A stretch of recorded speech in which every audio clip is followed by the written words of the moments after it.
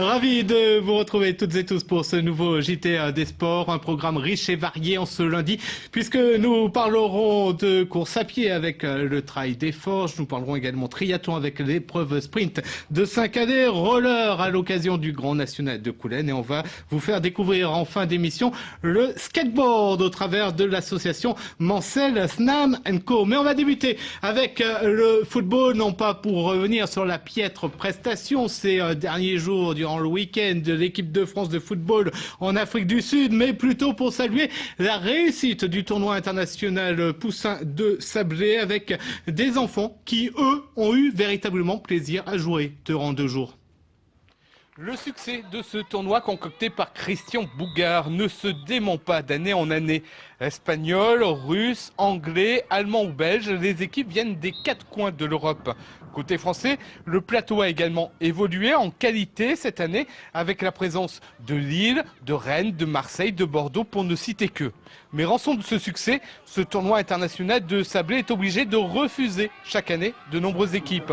Pas question pour le moment de dépasser les 72 équipes, ne serait-ce qu'en raison de la symbolique du nombre.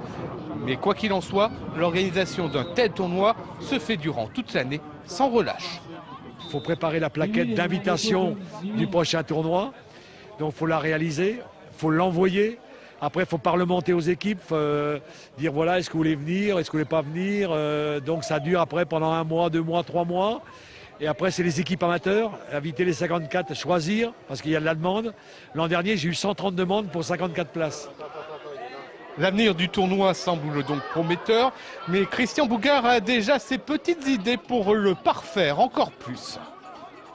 Mon rêve maintenant, c'est plutôt d'aller vers des continents comme les Sud-Américains. Je vais essayer d'attaquer quand même les Brésiliens un petit peu, de voir le continent africain.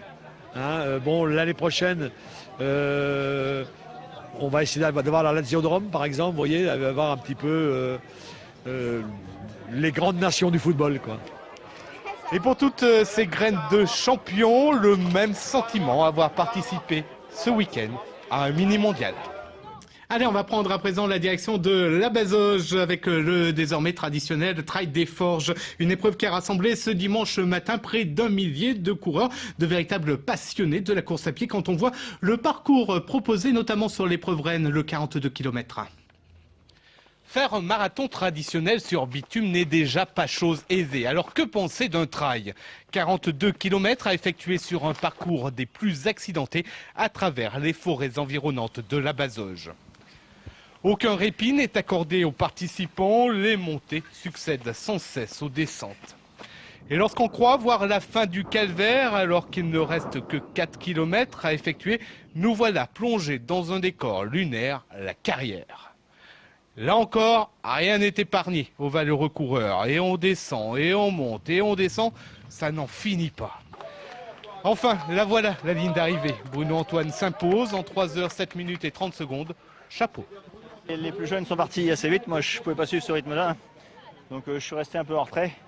Petit à petit, ça a lâché tranquillement, quoi. J'ai Guillaume il n'y a pas longtemps que je suis devant, ça fait 1 km, c'est tout.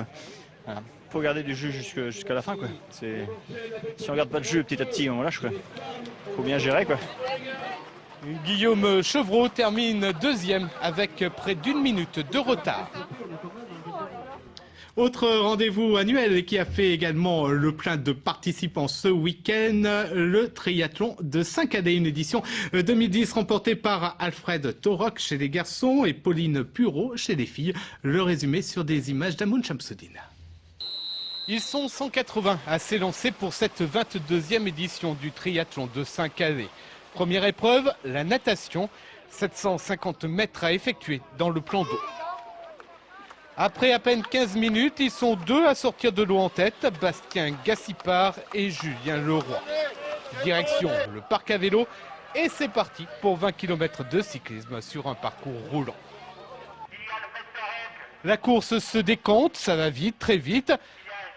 Et ils sont 5 quasiment roue dans roue à en terminer pour cette 2e épreuve. Dans ce groupe, on retrouve Kevin Pilette, Julien Leroy, Antoine Le Sceau, Jérémy Clément et Alfred Torok.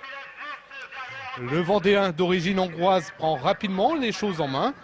Sur le parcours de 5 km autour du plan d'eau, il lâche au fur et à mesure ses compagnons d'échappée. Antoine Le Sceau tente bien de s'accrocher, mais en vain. Alfred Torok s'impose en 1 h 9 minutes et 53 secondes. Antoine Le Sceau termine juste derrière, avec 7 secondes de retard. Nicolas Tardieu se classe 3e à 47 secondes. Aujourd'hui, ça pouvait être 3e, ça aurait pu être 6, 7, 8e aussi. C'est des courses qui sont assez denses, c'est-à-dire que les athlètes sont très regroupés, ça fait une course à pied très rapide, donc il ne faut pas avoir de passage à vide. Donc ouais, je ne suis pas mécontent de faire 3e aujourd'hui. Chez les femmes, la victoire est revenue à Pauline Pureau. Bon, le vélo très dur quand même, sans drafting pour moi c'est quand même plus dur. Mais c'est vrai que j'ai fait une bonne course à pied. J'ai eu des bons repères parce que les gens m'ont donné les temps de retard, donc c'était bien. Longtemps en tête de l'épreuve, Sonia Di doit se contenter de la 2e place. Et on parle roller à présent. Le week-end prochain, vous le savez, sera marqué par les 24 heures du Mans roller sur le circuit Bugatti. Mais ce week-end, c'était de vitesse dont il était question à Coulennes à l'occasion du Grand National. Le résumé. Cette 18e édition a rassemblé 220 participants. C'est moins que l'an passé où on avait dépassé les 250. Du côté des organisateurs, on a déjà une explication concernant cette baisse de fréquentation. On avait des vitesses de la série américaine. Et puis, tout compte fait, série américaine, pas tellement aujourd'hui. Donc l'an prochain, on reviendra à un programme qui se déroule sur les championnats de France, certainement. Pour 3 Coulennais, Anthony Rondel, Emmanuel Salle et Florian Cormier, ces courses ont également été l'occasion de peaufiner leur préparation pour une quadruple tentative de record du monde.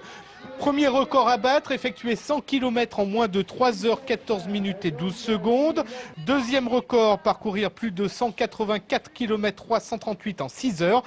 Troisième record, celui des 12 heures. Et enfin, la distance sur 24 heures. Les 100 km, on a déjà eu des tests, c'était très positif. Les 6 heures, ça va aller parce que ça sera dans la continuité. 12 heures, jusqu'à là, ça va aller. Après, on va commencer à arriver dans la nuit et le petit matin. Et là, ça va commencer à piquer les jambes un peu. Le moral, voilà, il va falloir être fort. Et puis, je pense ouais, ça va être vraiment la tentative sur 24 heures qui va être la plus difficile. Ouais. Des records qui seront tentés les 25 et 26 juillet prochains dans le centre-ville de Coulennes sur un circuit d'1 kilomètre. Et puis dans la série, toujours des sports à roulettes, voyons le skateboard. Le spot du Mans accueillant en effet ce week-end une manche du championnat de France. L'occasion pour nous d'en savoir un petit peu plus sur cette discipline qui se développe d'année en année, particulièrement chez les jeunes. C'est dans les années 50 que le skateboard a été inventé en Californie. À l'origine de ce sport, des surfeurs qui se retrouvaient bien dépourvus durant les longues périodes sans vagues. L'idée jaillit alors d'apposer des roues sous leurs planches. Ce qui n'était alors qu'un simple moyen de locomotion fait fureur et se propage dans le monde entier. En loisir ou en compétition, cette discipline développe des capacités d'équilibre et de puissance et la sensation de liberté qu'il procure attire de plus en plus de jeunes. Au Mans, on peut pratiquer cette passion de manière encadrée au sein de l'association Snam & Co, créée en 2007. Une association qui compte une 50aine d'adhérents aujourd'hui. Et pour les parents récalcitrants, on se veut avant tout rassurant. Ça paraît dangereux malgré que vous pouvez voir sur l'air, il y a des tout petits. Premièrement, je leur dirais que s'ils prennent les pourcentages de chute et d'accidents, le pourcentage est beaucoup plus petit que dans d'autres sports comme le foot, le basket.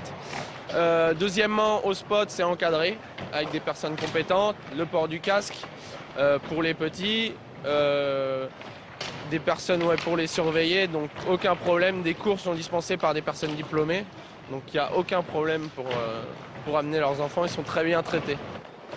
La pratique du skateboard nécessite en tout cas de nombreuses heures d'entraînement, ne serait-ce que pour acquérir les bases. Et mieux vaut au début ne pas avoir peur des chutes.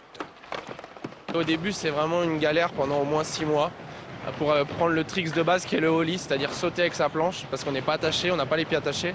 Mais à partir du moment où on commence à progresser, c'est là qu'on se fait plaisir et voilà, c'est dans la difficulté qu'on prend le plus de plaisir. Donc c'est pour ça qu'on aime aussi ce sport. Si vous souhaitez pratiquer cette discipline, un numéro de téléphone est à votre disposition, le 02 43 14 58 70. Ainsi s'achève ce JT des sports. Merci de l'avoir suivi. N'oubliez pas le Sport Flash résultat dimanche à 20h30. Et puis, je vous donne rendez-vous lundi prochain, exceptionnellement, de 19h à 20h pour une grande émission spéciale avec de très nombreux invités. Merci, à la semaine prochaine.